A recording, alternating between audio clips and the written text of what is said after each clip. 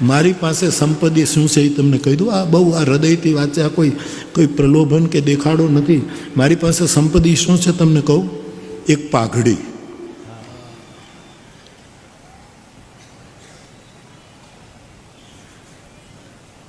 આ મારી દોલત છે. એક પાઘડી, મારા સદગુરુ ભગવાનની પાઘડી મારી દોલત. બીજું એની પાવડી, એની પાદુકા, એ મારી દોલત છે. ત્રીજું મારી સાવિત્રી માએ આપેલી તાંબડી, જેમાં હું લોટ માંગતો હતો, એ મારી દોલત છે, જેને તાંબડી આપી હતી. અને ચોથી મારી દોલત છે મારી મા. એ તાંબડીનો લોટ હું આપું, ગામમાં ફરી અને લોટ આપું, પછી જે તાવડી મૂકીને અમે રોટલા, એ તાવડી મારી ચોથી સંપદા છે.